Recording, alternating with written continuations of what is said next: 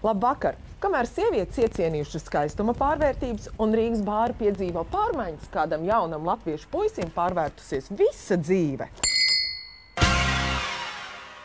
Kad Niks mācījās Siguldā un pirms 5 gadiem intensīvi trenējās kalnu slēpošanā Latvijas izlases sastāvā, viņš pats sapņos nevarēja iedomāties, ka dzīve viņu aizvedīs pie pasaules ātrākajām mašīnām. Kā Austrijā aizbrauc ar domu trenēties.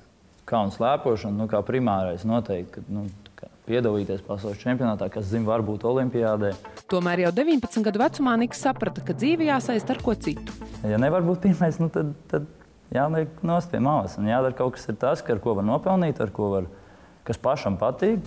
Tāpēc uzsāktās mācības Austrijas prestižākajā viesmīļu un kulinārijas skolā nokļuva prioritāšu augšgalā. Pirmais pusgads pagāja, forši nebija.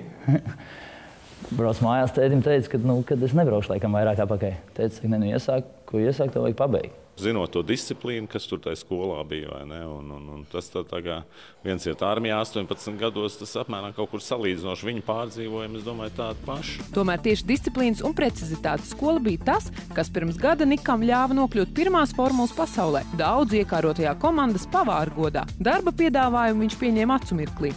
Tur īsti nav ko daudz domāt. Pa pasauli apceļot un gatavot, un tomēr tā ir pirmā formula un super. Kopā ar komandu ceļojot apkārt pa pasauli, esot gana laika arī to apskatīt. Tomēr tipiska Nika darba diena gan diezko aizraujoši neizklausās. No brokastiem uz pusdienām, to dod brokastis, tu gatavojies uz pusdienām. Lai arī darba slodze ir pamatīgi aizraujošo darbu, viņš vēl netaisās pamest. Nākotnes plāni viņam ir skaidri. To, ka es būšu Latvijā, es zinu. Vairāk kā skaidrs man ir, to es zinu. Kad tas būs, es nezinu. Tomēr mēs zinām, ka šogad, sakot līdzi notikumiem pasaules ātrāko mašīnu pasaulē, latviešiem būs vēl interesantāk, jo tur taču strādā savējais. Kamēr es Vidzemes pusē tikos ar mērķtiecīgo pavāru, mana kolēģi izzināja jaunumus Lielpilsētā. Gundega, ko tu atradi? Jā, esmu atradusi 2 jaunumus gastronomijas frontē. Rīgā atvērusies Roka kafejnīca un omulīgs ekobāriņš, kurā šiverē mākslinieciskas būtnes. Mākslinieckajā galerijā Garāža Rīgā iestūrējuši ekoloģiski Latvijas lauku labumu, jo šobrīd ir laiks, kad ekostils nostiprina pozīcijas. Blakus līnu izstrādājumiem un aksesuāriem iegādājami košsārta āboli un citi veselīgi gardumi. Mums, pašām ļoti patīk šīs sausās garšvieliņas, kas ir burkāniņi rīvēt, tēņas. Visveiksmīgākais produktu satura un dizaina ziņā ir pašmājas sulas. Tad tāds tops tomēr mums ir šīs pasterilizētās bērnu sulas, kas ir mūsu sapratnē ļoti veiksmīgi nodizainēts. Veselīgā bērzu sula, tāpat kā šokolādes brūnās kaņepju maizītes, nogaršojums arī uz vietas bio bāriņā. Šāds našķis taču ir pašmāju delikatese. Pēkšņi izrādās, ka gurmē var būt viens latviešu kārtīgs produkts, bez piedevām, vienkārši godīgi izaudzēts. Pavasarim tuvojoties bāriņā būšot nobaudāmi arī citi sezonas labumi. Vēl kāds jaunums Rīgā uz 13. janvāra ielas stūri jau vairāku pačabējušu bāru vietā, atvērts jaudīgs roka bārs. Šis nav rokeru bārs, šis ir roka bārs ar dzīvo mūziku un ar roka dvēseli iekšā. Šī ir vieta, kur roks ir dzīves pa dienas vidū, ģitāru stīgās, sienu zīmējumos un žurnālu kaudzēs. Tā ir mana žurnāla kolekcija, lai viņa tas stāv. Ko es viņu sēdēšu tā kā suns uz sienu kaldas, lai cilvēku lasa. Demokrātiskā attieksme te šarmē. Jācer, ka roka ļaudis novērtēs šīs vietas jaunās pārvērtības.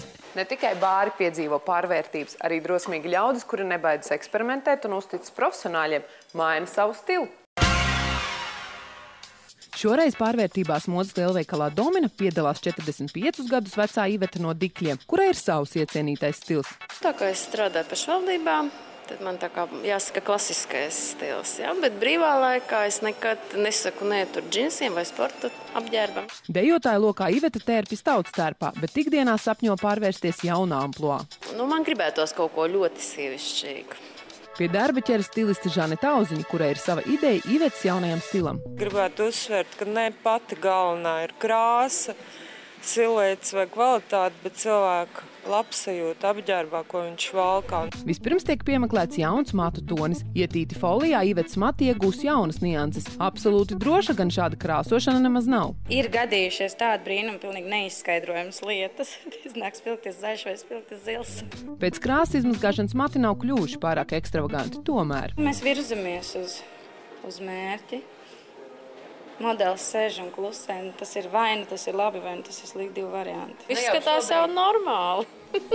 Lai arī Īvets atbild nav pārliecinoša, profesionāla komanda turpina darbu. Grimam tiek izvēlēti matēti toņi. Matētie toņi ir daudz dārgāki, daudz zolīdāki, jo tāpēc, ka perlmutrs vairāk izceļ vienmēr krunciņas. Atsakoties no spīdumiem, koši, bet ne pārāk spilgti, tiek akcentētas lūpas. Arī gados sievietēm labāk būtu, ka šīs lūpas būtu iezīmētas. Kad sapucētā un safrizētā Iveta kļūst smaidīgāk, Žanete šarpo dāmu terpi jaunās drānās, klasiski un sievišķīgi. Spēlēcīgi zilganie toņi rada māksliniecisku šiku. Šaule izceļ šobrīd tik aktuālo karē matu griezumu, bet masīvās kurpes paceļ Ivetu pāris centimetrus virs zemes. Tēlā vieglumu rada gaišais tarbs ar sārtiem akcentiem šallē un kurpēs, tomēr ir arī maza problēma. Priekš manis somiņi varētu būt bišķiņ mazāk, jā. Ļaujieties arī jūsu stila pārvērtībām, kurās atklājas vecā labā patiesība. Lai jau cilvēki saka, ka tagad ir krīze, bet daudz ko var sieviete pat ar sevi izdarīt arī mājā. Uz tikšanos jūs mājās jau pēc nedēļas. Atā!